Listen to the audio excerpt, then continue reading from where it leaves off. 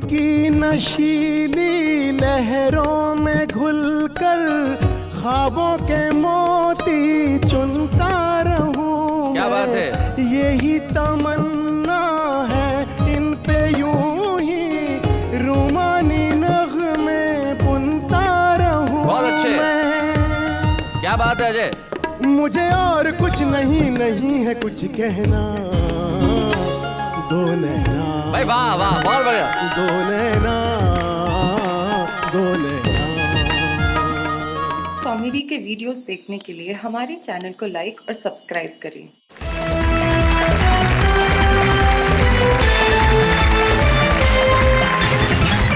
भाई स्वागत है आपका उस कार्यक्रम में जहां हम सारी दुनिया से अपेक्षा करते हैं कि वो अच्छा व्यवहार करे, और हम भी ये चाहते हैं कि हम अच्छा व्यवहार करते रहें। और इससे अच्छा व्यवहार क्या हो सकता है कि हम लोगों को हंसाते हैं, हम कोशिश करते हैं कि वो खिलखिलाते रहें और मुस्कुराते रहें। उसके लिए हमारे साथ होते हैं हमारे कवि मित्र, हमारे शायर दोस्त, जो करते हैं कुछ ऐसा कि हम और आप क्या उठते हैं, वाह वाह क्या बात है। आइए मिलते हैं हमारे साथियों से। सबसे पहले जो कवि मित्र, शानदार सूट पहना हुआ है, ग्रे सूट पे लाल बटन, आए हाय हाय हाय हाय, मार ही डाला है, क्या बात है, एकदम टंच। और इनका नाम भी ऐसा है, सुरेंद्र यादवेंद्र, जैसे कवियों का कोई जोड़ा आ रहा हो, लेकिन जब आते हैं तब सिंगल ही आते हैं।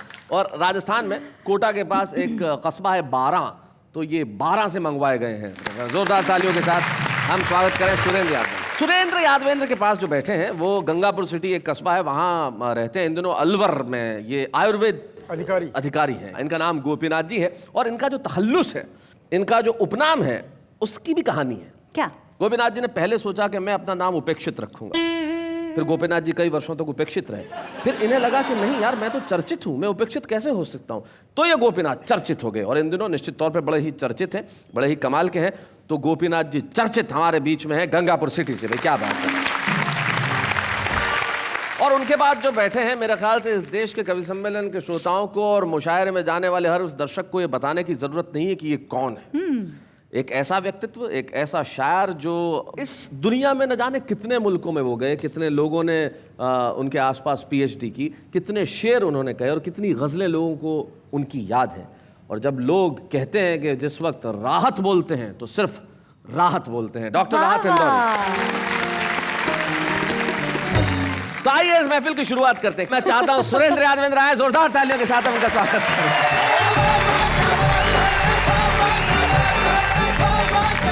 शैलेश जी, नेहा जी, आपने कोर्ट की बहुत ज़्यादा तारीफ कर दी, लेकिन इस कोर्ट की भी लंबी कहानी है। अच्छा।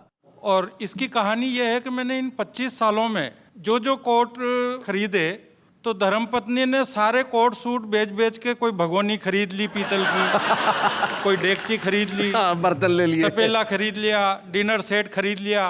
25वीं एनिवर्सरी तक आते आते हालत ये हो गई कि मैंने किचन के बर्तन बेच के ये सूट खरीद लिया। बात पत्नी की चली है, मैं वहीं से अपनी बात शुरू करता हूँ। स्वागत। इस कविता का शीर्षक है कहानी घर घर की। कि पत्नी बोली, प्यारे प्रियतम पास मेरे यहाँ जाओ तुम, मुझ में और मेरी सोतन में फर्क तर्क समझाओ तुम। ये उसका प्रश्न था। अब मेरा उत्तर सुनिए। मैं बोला के सुन मेरी प्यारी, सबसे पहला अंतर है, तेरी आंखें गुर्राती हैं, उनमें जादू अंतर है। उसमें और तुझ मेरी सुन ले, एक फर्क है बहुत बड़ा, तू पत्तल की पूड़ी लगती, वो डिनर का दही बड़ा। तू घूंघट में सिमटी और वह खुल्लम खुल्ला है। अच्छा। तू बेसन की बर्फी जैसी, वो प्यारा रसगुल्ला है। तू बेसन की बर्फी जैसी, वो प्यारा रसगुल्ला है। वो लगती गाजर का हलवा और तू लगती सीरे से। मैं बोला के अब तुम मेरा ज्यादा भेजा खाओ मत, पत्नी बोली।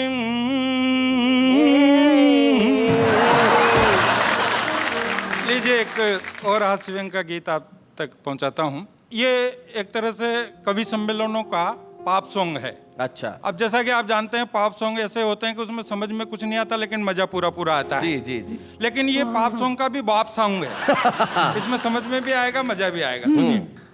कि चाहता तो मैं भी 4 चमचे पटाता, चाहता तो मैं भी 4 चमचे पटाता, चमचे पटा के मैं इलेक्शन लड़ जाता, जीत के इलेक्शन में मिनिस्टर बन जाता, लाल लाल बत्ती वाली गाड़ियों में घूमता, सत्ता की पी के शराब में नशे में झूमता, मिनिस्टर अफसरों की कुर्सियों को चूमता, हवाला का हलवा में भी चाव से खाता, हवाला का हलवा में भी चाव से खाता, पशुओं का यारा सारा चारा चर जाता, मैं भी मेरी पत्नी को मिनिस्टर बनाता, ऐसा चाहता ही नहीं, ऐसा करता ही नहीं, ऐसा करूंगा भी नहीं, पूछो क्यों? क्योंकि टाइम नहीं मेरे पास, टाइम नहीं, टाइम नहीं मेरे पास, टाइम नहीं।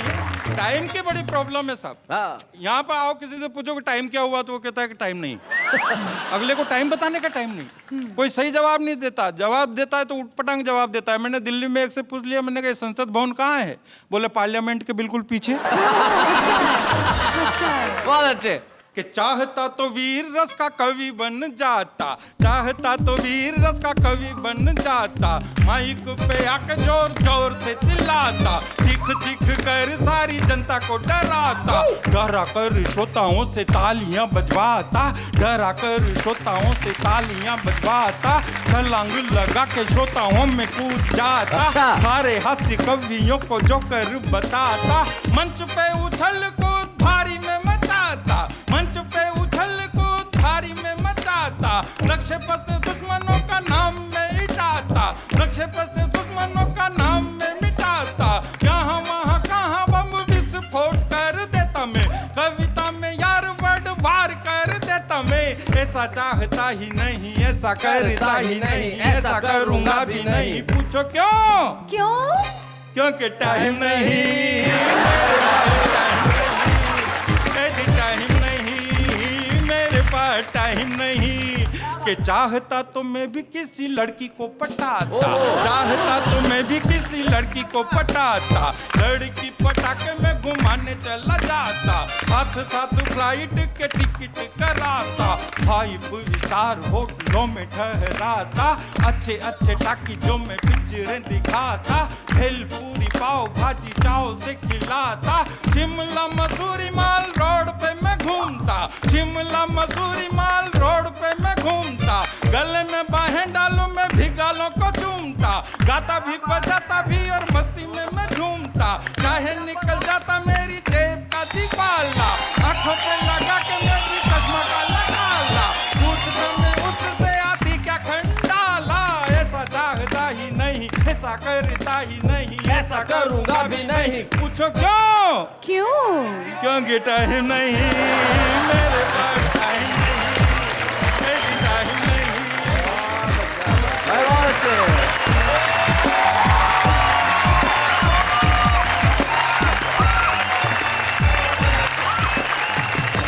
क्या बात है यादवेंद्र जी, आपने कमाल कर दिया। अरे भाई, आपने यहाँ आने के लिए टाइम निकाला, वरना आप ये भी कह सकते थे कि टाइम नहीं। बहुत अच्छा, बहुत बढ़िया।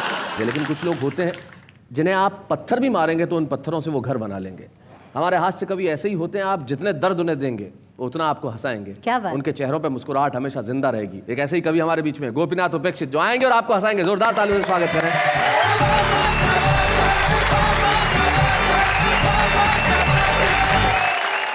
शैलेश जी, जी, मैं बहुत इंटेलिजेंट नस्ल का कवि हूँ। अच्छा, इस नस्ल के देश में सिर्फ 2 ही कवि हैं। जी। एक मैं, दूसरे आप। अच्छा।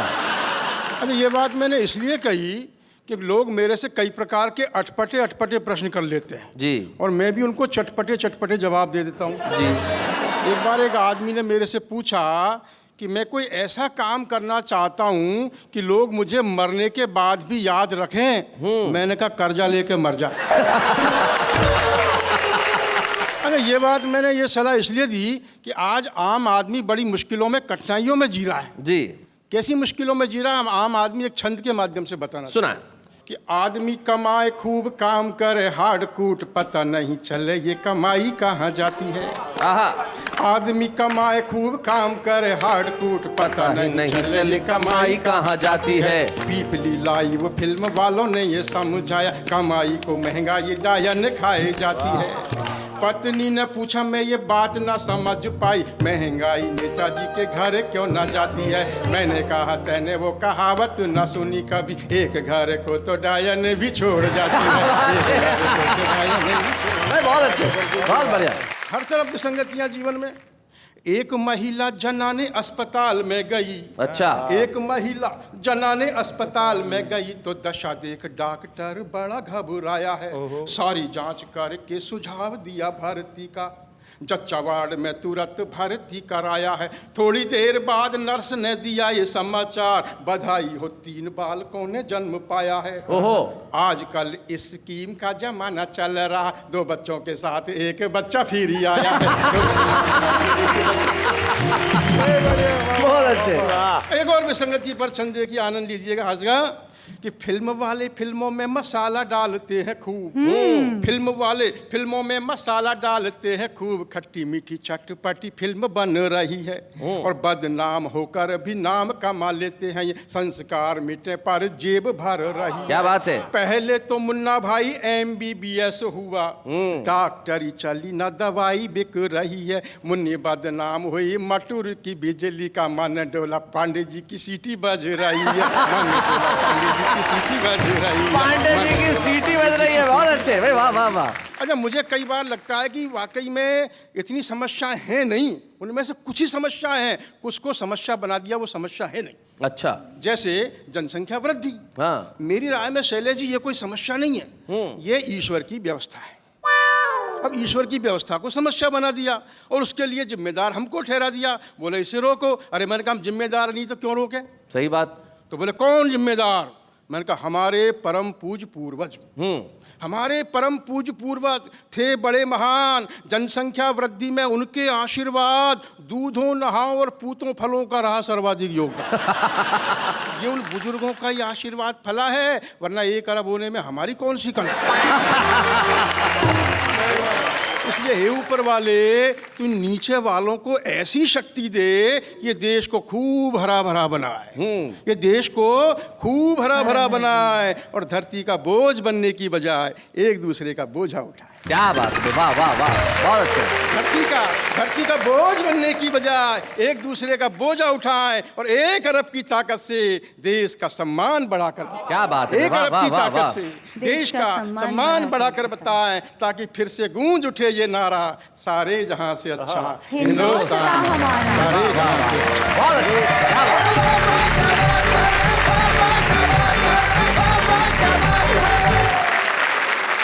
गोपीनाथ चर्चित जी ने बहुत शानदार छंद सुनाए और अपनी कविता सुनाई। निश्चित तौर पे सारे जहां से अच्छा हिंदुस्तान हमारा, गोपीनाथ जी। लेकिन जनसंख्या वृद्धि, अब क्या करें साहब, इस देश में हाल ऐसे। एक महिला 12 बच्चे लेके बस में चढ़ी रात भर, तो कंडक्टर ने देखा, बोले बहन जी कुछ तो शर्म किया करो, आधे तो घर छोड़ के आती, बोले मुँह शर्म कर, आधे तो घर पे ही है। तो कंडक्टर ने फिर आगे पहुंचा, भाई 24 घर पे क्या परिवार कल्याण वाले आए नहीं थे क्या?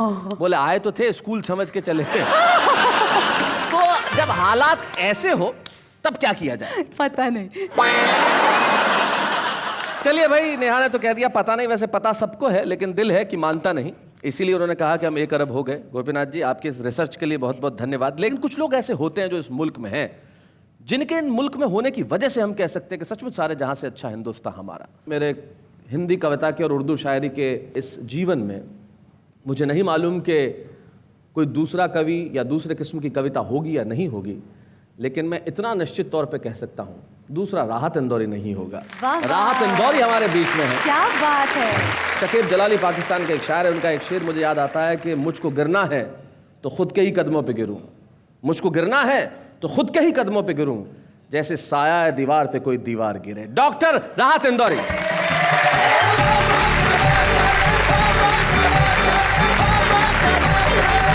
पहले तो शुक्रिया अदा करता हूँ कि हिंदी के इस खूबसूरत प्रोग्राम में उर्दू के मुझ जैसे छोटे से शायर को याद करते हैं। अरे और मैं गज़ल कहने की कोशिश करता हूँ, शैलेश ने जैसा बताया, अभी तक कोशिश ही कर रहा हूँ, कोई दावा नहीं है कि मैंने कोई बड़ी शायरी कर ली है, लेकिन इतना मैं गज़ल के बारे में जानता हूँ कि गज़ल कहने के लिए, गज़ल और सुनाने के लिए और गज़ल सुनने के लिए आदमी की उम्र चाहे कितनी भी हो, लेकिन दिल जवान होना चाहिए। क्या बात है। आग के पास कभी मोम को लाकर देखूं। मैं इधर इशारा कर रहा हूँ, तुम्हें कर रहा हूँ, कोई और गलत ना समझना। बिल्कुल। आग के पास कभी मोम को लाकर देखूं, हो इजाजत तो तुझे हाथ लगाकर देखूं। हाय हाय हाय, क्या बात है। हो इजाजत तो तुझे हाथ लगाकर देखूं, और दिल का मंदिर बड़ा वीरान नजर आता है। सोचता हूँ तेरी तस्वीर लगाकर देखूं। हाय हाय, क्या बात है। दिल का मंदिर बड़ा, क्या बात है। जितने भी नौजवान अपने टेलीविजन स्क्रीन पर मुझे सुन रहे हैं, उनके लिए है ये खास तौर पर शेर कि तूफानों से आंख मिलाओ, सैलाबों पर वार करो, मल्लाहों का चक्कर छोड़ो, तैर के दरिया पार करो। क्या बात है भाई, वाह वाह भाई, बहुत अच्छे। फूलों की दुकानें खोलो, खुशबू का व्यापार करो, इश्क खता है तो यह खता एक बार नहीं 100 बार करो। क्या बात है भाई, बहुत अच्छे। अगर तुम मेरी इस बात की तायीद कर दोगे, मेरी इस बात को सेकंड करोगे जी, तो हमारे जवानों का ज्यादा फायदा होगा। बिल्कुल। और हमारे बूढ़े भी शायद रास्ते पर आ जाएं। जी। तो जवानियों में जवानी को धूल करते हैं। जो लोग भूल नहीं करते वो भूल करते हैं। क्या बात है। जवानियों में भाई बहुत अच्छे भाई, बहुत बढ़िया। जो लोग भूल नहीं करते भूल करते हैं, और अगर अनारकली है सबब बगावत का, अगर अनारकली है सबब बगावत का, सलीम हम तेरी शर्तें कबूल करते हैं। हाय हाय हाय भाई, क्या बात है भाई, वाह वाह वाह वाह वाह राहत भाई।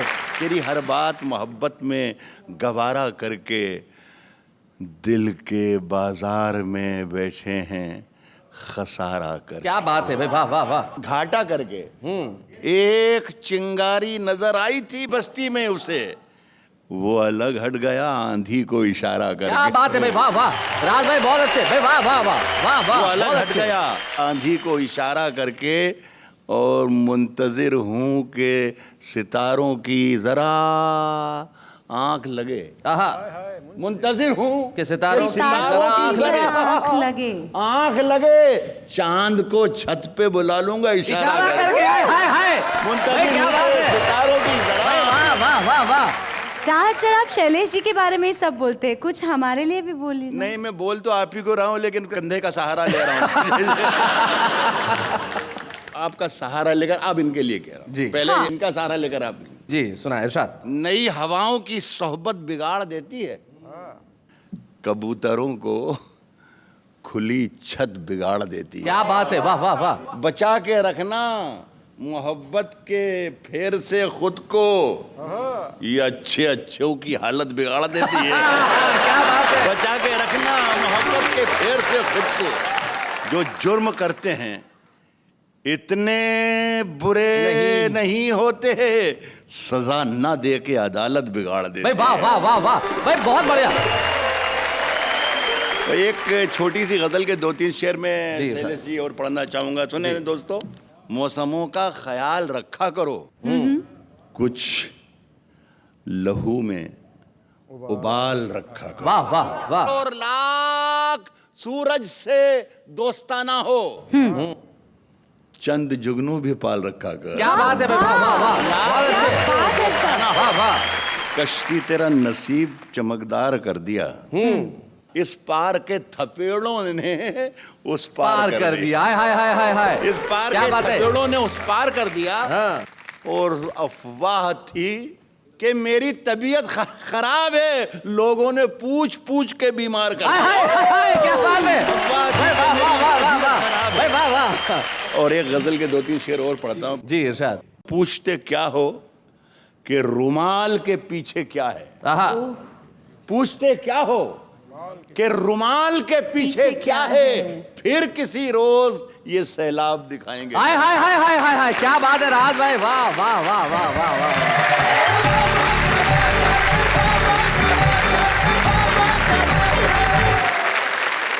शैलेश जी, पति का अपनी पत्नी के साथ कैसा व्यवहार होना चाहिए?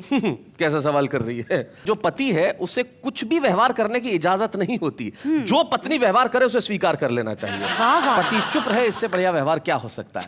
लेकिन आप अभी कुछ देर चुप्पी रखें, क्योंकि हमारे बीच में हमारे जो विशेष मेहमान आ रहे हैं, जब वो सुनाएंगे तो निश्चित तौर पे आपके मुंह से वाह वाह के सिवा और कुछ नहीं निकलेगा। राज साहब, वो 3 विशेषताओं के धनी है। वो लिखते भी हैं, कंपोज भी करते हैं और उसे गाते हैं। तो जब आपकी मोहब्बतों की शायरी की बात चली है तो मैं सोचता हूँ इस चीज को थोड़ा सा आगे बढ़ाया जाए और हम लेके आते हैं अजय छिगरन को।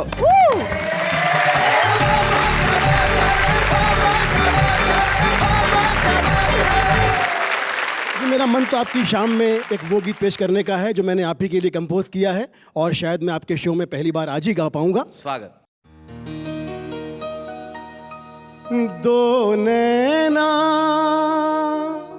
नैनों में लहराए सारी रहना, मुझे इनके बिन कहीं नहीं है अब रहना। दो नैना, वाह वाह, दो नैना, क्या बात है, दो नैना,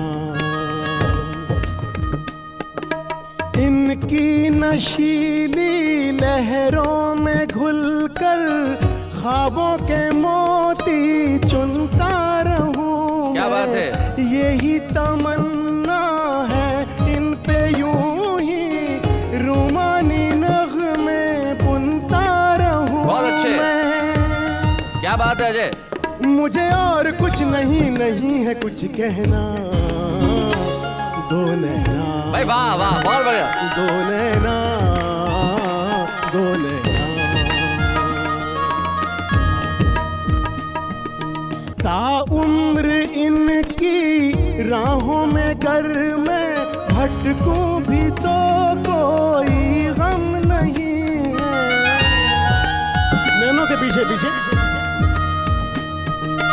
इकरार है ये इनके अलावा कोई भी दिल का हमदम नहीं है। मेरी हर डगर पे हम सफर है दिन रहना। दो नैना, दो नैना, दो नैना। बहुत बहुत बहुत बढ़िया, बहुत शुक्रिया। एक आध कोई मोहब्बत का गीत और हो जाए। जी ज़रूर। एक बहुत ही रोमांटिक गीत मैंने अभी नया कंपोज किया है, लिखा है, और वो भी मैं आपके शो में पहली बार गा रहा हूँ आज। क्या बात। और आपके माध्यम से मेरा ख्याल है करोड़ों लोग उसका आनंद ले पाएंगे। स्वागत। बिल्कुल नया नया प्रेम होता है जीवन में, कोई आता है अनजाने अनछुए मन को जो तुमने छुआ। वाह। अनजाने अनछुए मन, आत्मयात्रा है। अनजाने अनछुए मन को जो तुमने छुआ, तेरा हो गया मन, तेरा हो गया। प्रीत का चंदन आंखों में घुल गया। रूप के गंगा जल से मन धुल गया। कर ले तान तू नगमों की जान तू, धुंधले धड़कते मन को जो तुमने छुआ, तेरा हो गया मन, तेरा हो गया। बहुत अच्छे। तुमने देखा ऐसे कुछ मेरी ओर, पल में जुड़ गई जैसे जन्मों की डोर। क्या बात है अजय। तपते तड़पते मन को जो तुमने छुआ, तेरा हो गया मन, तेरा हो गया।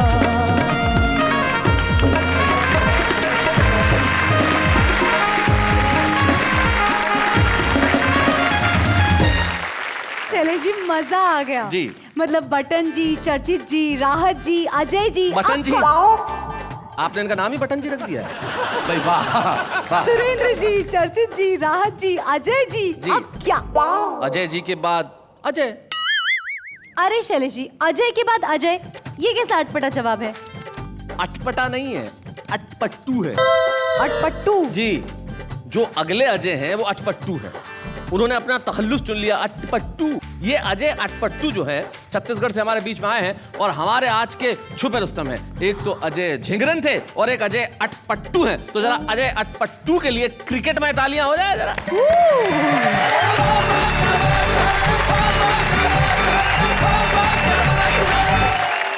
वाह वाह के इतने सारे एपिसोड में इतने सारे भयानक भयानक कवियों को झेलने के बाद में जीवित बचे श्रोताओं को प्रणाम करता हूं।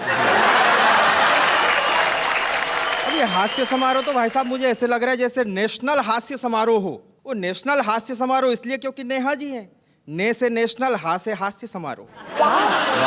तो मैं तो आपसे एक बात निवेदन करना चाहता हूं कि माना कि ये आपके सपोर्ट के लिए आई है, लेकिन आज अपने ड्रेस की मैचिंग इनने चर्चित जी से मिलाई है। सीधे सीधे बात शुरू करना चाहता हूं कि साहब जब टेलीफोन आते थे, पहले जब टेलीफोन आते थे तो तार वाले टेलीफोन आते थे। थोड़े दिन के बाद में ऐसा हो गया कि उसमें से तार गायब हो गया, खाली फोन रह गए। अब धीरे धीरे ये होगा कि इंस्ट्रूमेंट छोटे होते जाएंगे, इंस्ट्रूमेंट गायब हो जाएंगे, लेकिन नेटवर्क फिर भी काम करेगा। कैसे? आज जब बच्चा पैदा होता है तो उसको लेके जाते हैं सरकारी अस्पताल में, इसको टीका लगा देना। लेकिन उस सदी में जब बच्चा पैदा होगा उसको मम्मी लेकर के जाएगी कस्टमर केयर सेंटर, बोलेगी इसको फलाने की सिम लगा देना। वो पूछेगा, बोले मेमोरी कितने जीबी की लगाऊं? बोले आधा जीबी की लगाना, 6 महीने का है, ज्यादा लोड नहीं ले सकता।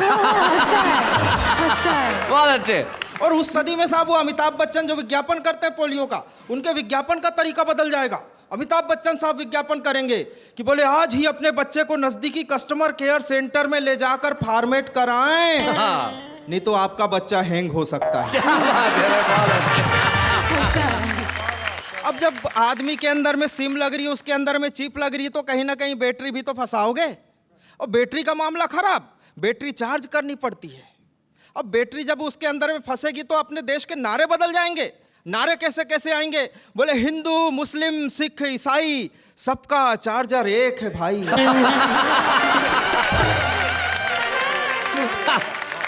वो बड़ा गजब का सीन हो गया साहब। वो बैटरी को ध्यान में रखना और सीन सुनना कि सुहाग रात को पति ने पत्नी का घूंघट उठाया और उसके सुंदर रूप को लगा निहारने। निहारते निहारते अचानक पति सो गया। पत्नी सर पे हाथ रख के बोली, हे भगवान इसका बैटरी खत्म हो गया। और ऐसे दौर में फिल्मों के नाम कैसे आएंगे आप कल्पना करना। जब आदमी के अंदर में बैटरी लग रही है, फिल्मों के नाम बदल जाएंगे। बोले हम चार्ज हो चुके सनम, हम आपकी चार्जिंग में रहते हैं, और जब चार्ज हुए तो डरना क्या। फिल्मों के गाने बदल जाएंगे। बोले चार्ज करने वाले कभी डरते नहीं, जो डरते हैं वो चार्ज करते नहीं।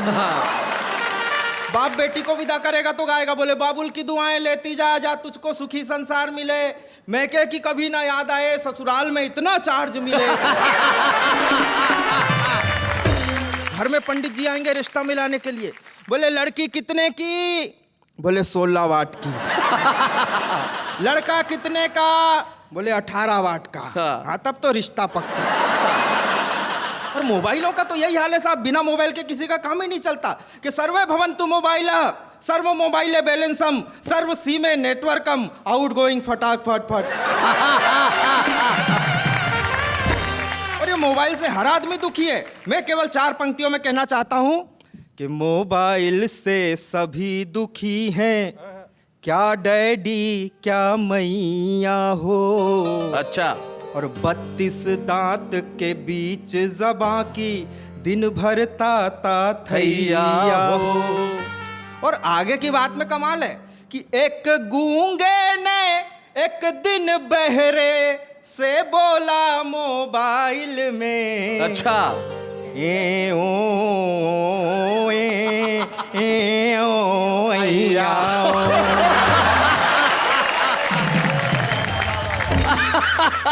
बहुत अच्छा भाई, बहुत और बढ़िया। साहब जाते जाते सीधे सीधे बिना किसी भूमिका के वो गीत सुनाना चाहता हूँ। हो मेरी बीवी बड़ी धमाल, पूरे 100 किलो का माल, मेरा क्या होगा? और उसकी काया है विकराल, और मैं अब तक नरकंकाल, मेरा क्या होगा? अरे कौन जन्म का पाप के टुनटुन जैसी पत्नी हाय, और दम घुटता है मेरा जब वो मुझको गले लग गए। जिन जिन की पत्नियां ऐसी मोटी हैं उन पतियों के हिम्मत को प्रणाम करता हूं। अरे कौन जन्म का पाप के टुनटुन जैसी पत्नी हाय, दम घुटता है मेरा जब वो मुझको गले लगाए। एक ही झटके में मुझको ऊपर पार्सल करवाए, उसकी बाहों का जंजाल रे जैसे भुजवाला भूचाल, मेरा क्या होगा? और बिल्कुल आखिरी किस्सा उसका सुनाता हूँ साहब, कि बिना ब्रेक के 40 रोटी एक सिटिंग में खाती, और देख के उसका खाना घर की भैंसें भी घबराती। वो है मालपुआ रसताल, और मैं मूंग की पतली दाल, मेरा क्या होगा? अरे क्या होगा? अरे क्या होगा? भाई बहुत अच्छे भाई, बहुत बढ़िया। अजय अटपटू ने अपनी प्रतिभा का प्रदर्शन किया। अजय अटपटू एक बहुत छोटे से गांव में रहते हैं छत्तीसगढ़ में, बागबारा नाम है उस गांव का, लेकिन उस गांव से निकल के वो मुंबई तक आए छुपे रुस्तम में कविता पढ़ने के लिए, और बहुत आत्मविश्वास के साथ इन्होंने कविता पढ़ी। हमें इनके भीतर कविता पढ़ने की और कविता लिखने की क्षमता पूरी तरह नजर आती है, इसलिए हम इस मंच पे आज इन्हें एक स्मृति चिन्ह प्रदान करना चाहते हैं, ताकि ये छुपा रुस्तम एक छोटे से गाँव से निकल के सारी दुनिया में अपना नाम करे। अजय अटपटू। अच्छे हैं या बूढ़े हैं, नर है या नारी है, हंसी देने वालों के सब ही आभारी है, कविता सुनाने वाले अब सबके साथ है। क्या बात है? कहिए क्या बात है?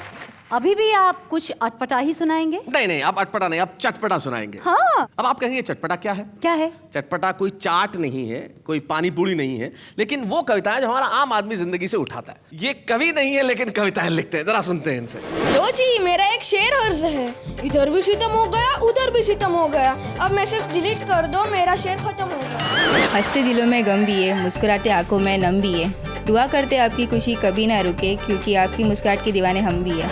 मुझे इस बात की गम नहीं है, बदल गया जमाना, मेरे जिंदगी में सिर्फ तुम हो, कहीं तुम ना बदल जाना। बाबा क्या बात है?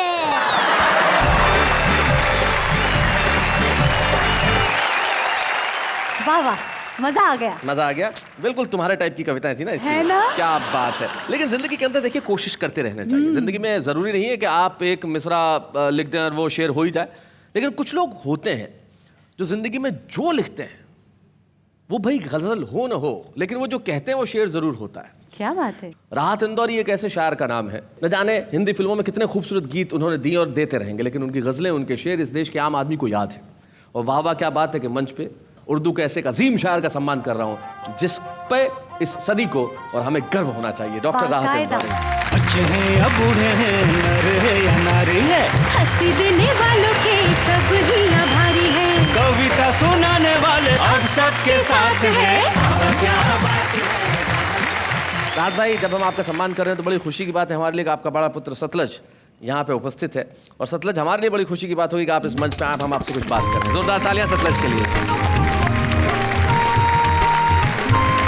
सतलज, डॉक्टर राहत इंदौरी, इतना बड़ा नाम, इतना मकबूल शायर, और तुम उनके बेटे। कोई बचपन की ऐसी बात जब इन्होंने बहुत बुरी तरह डांटा हो तुम्हें? डाटा तो शायद अब तक नहीं है, लेकिन शायरी में ही डाटा है या नसीहत दी है, तो जिसको हम फॉलो करते हैं। कौन सा ऐसा शेर है जिसमें नसीहत दी? अगर अनारकली है सबब बगावत का, सलीम हम तेरी शर्तें कबूल करते हैं जी। ये शेर लाखों करोड़ों लोगों ने सुना है, लेकिन कहा तो मेरे लिए ये सलीम तो शायद नहीं हूँ। उसके अलावा भी शेर रहे हैं, जैसे कब्र के पत्थर के नीचे थी मेरी अय्याशियाँ, और मेरे अमाल का साया मेरे बच्चों पे था। क्या बात या है? शेर कहें कि मेरे बच्चों तुम जितना चाहो मुझे खर्च करो, मैं अकेला ही कमाने के लिए काफ़ी हूँ। क्या बात है? तकरीबन कई शेर हैं जो कदम कदम पे सपोर्ट करते रहते हैं, हिदायत देते रहते हैं, नसीहत देते रहते हैं। कोई इनकी ऐसी बात जैसे सुन के तुम्हें बड़ा आज भी हंसी आती हो कि मेरा ऐसा कोई वाकया हुआ हो कभी? लोग कहते थे कि राज साहब का कोई लड़का शायर बनेगा, तो राज साहब ने कहा था एक बार कि शायर और बेवकूफ़ ऊपर से आते हैं, बनाए नहीं जाते। जाते जाते इनसे पहले कि मैं विदा लूं, मैं आपसे एक छोटी सी बात पूछना चाहूंगा कि बकौल राहत इंदौरी क्या है, अगर एक शेर में आप अपने आप को कह सकें? प्लीज। जिस तरीके से हम जिंदा हैं, जिस तरीके से हम जी रहे हैं, जिस तरीके से हम कविता रचते हैं, बिल्कुल उसको मैं अपने 2 लफ्ज़ों में ये कह सकता हूँ जी कि हमसे पूछो कि गज़ल मांगती है कितना लहू। हमसे पूछो कि गज़ल मांगती है कितना लहू, सब समझते हैं ये धंधा बड़े आराम का है। क्या बात है। जाते जाते एक शेर किसी शायर का राहत साहब के नाम कहते हुए आपसे विदा लेते हैं कि वो महफिल में नहीं खुलता, तन्हाई में खुलता है। वो महफिल में नहीं खुलता, तन्हाई में खुलता है। समंदर कितना गहरा है, गहराई में खुलता है। वाह वाह, क्या बात है।